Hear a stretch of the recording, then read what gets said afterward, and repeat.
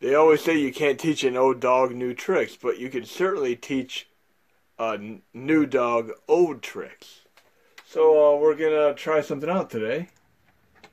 We're looking at my core set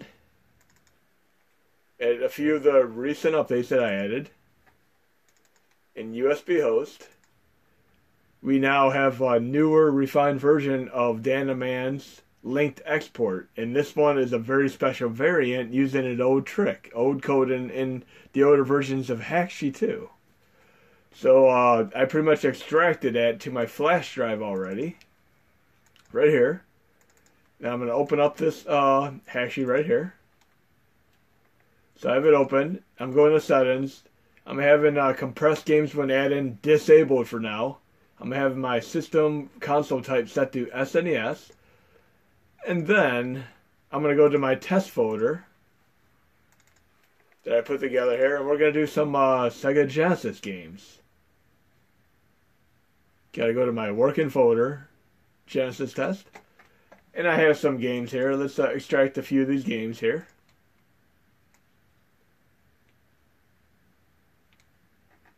I'll go up to Baby's Day Out for the hell of it.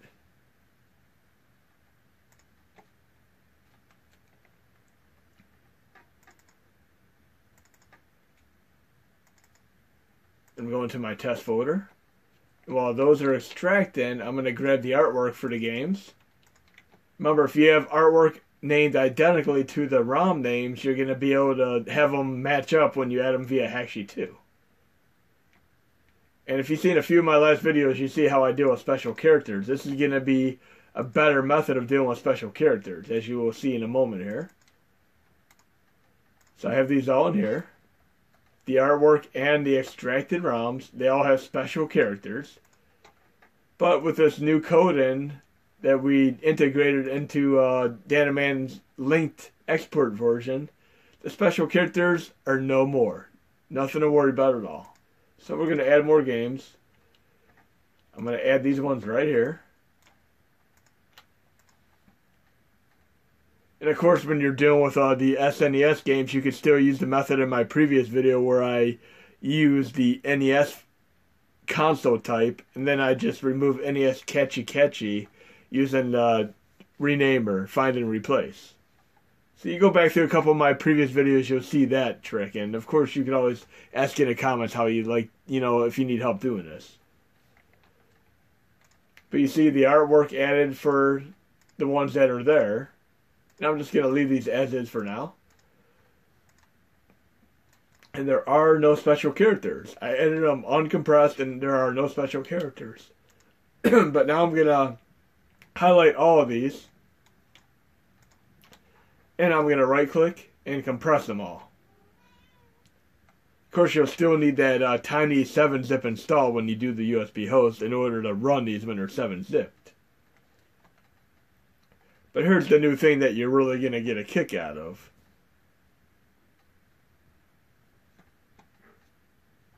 So let these add real quick. I'm going to my drive to check it out. I have my games folder here. And for right now, I'm going to just make a test folder. And I'm going to throw a couple files in it, which would be equivalent to the game folders that we'd have in games folder. You'll see why in a moment. Because typically when you try to export the games from the link export, and it goes to a folder that has contents in there already, it's going to give you a little error message. Just watch what happens here. So these are all done. I'm going to go to settings. I'm going to have folders on. I'm going to set these up for folders right now.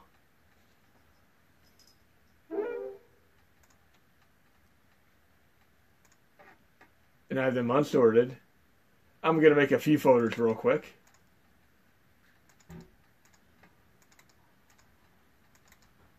And let's just divvy them up real fast.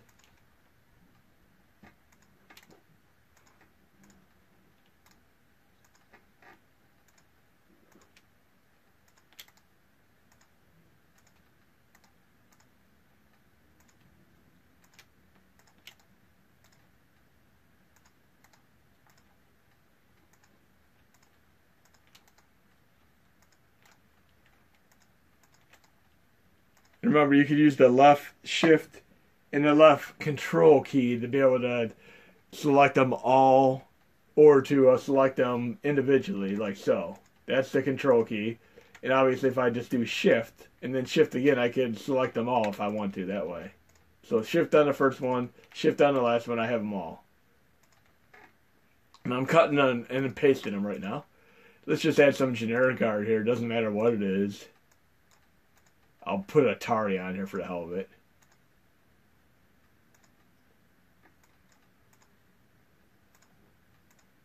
Because this is just another test.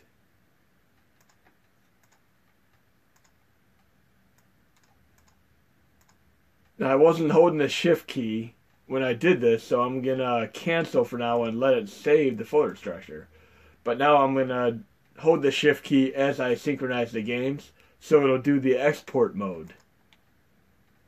Then I'm going to choose the drive. I'm going to my test drive.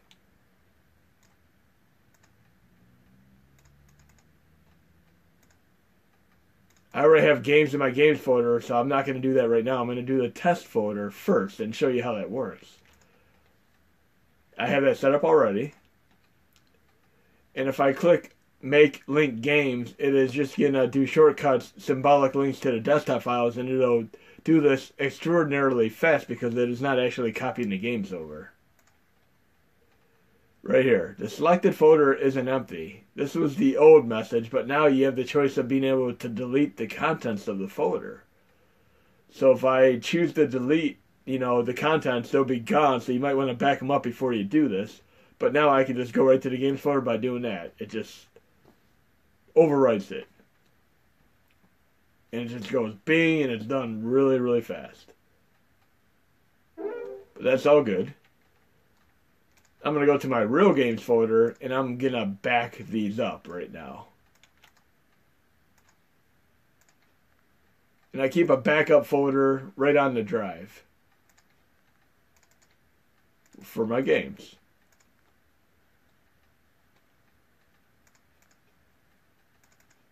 In the test folder, I'm not going to need. I'm just going to resync right to the games folder. See, 261 kilobytes rather than the hundreds of megabytes it would have really been. The games folder is empty, so I'm going to do this sync it one more time. Shift key.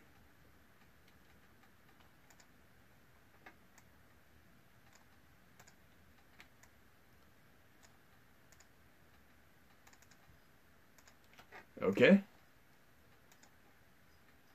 Link games. And there's going to be another thing I'm going to show you once I boot over. And here we have the folder structure. We're good to go. But another thing in my core set update that you're going to want to know, because I'm not going to be switching back to the computer after I show you the next thing. I'm going to my update again, just doing the thing where I always open too many folders. 1.6.18 update. Extras. USB host.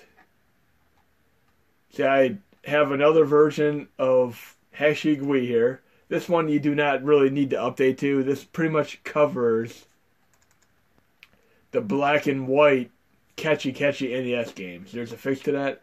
And I consolidated all the changes into just 1.5.18. So I have the first version that came out, and then the latest version with all these changes where you could do the black and it'll make black and white games for catchy into color like they should have been originally.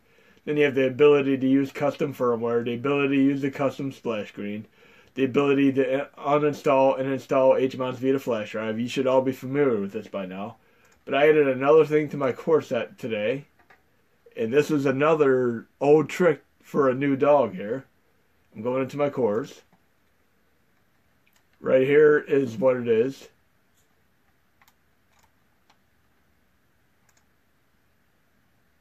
Right here, KM, XMB for, and then monochrome. So just remember this one right here, because I'm going to show you it in the video. So we're going to switch over to USB host here, and check this out.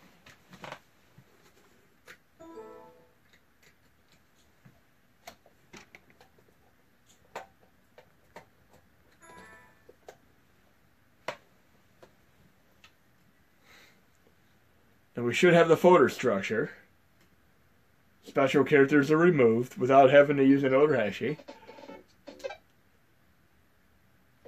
So we have my folders. We're all good to go.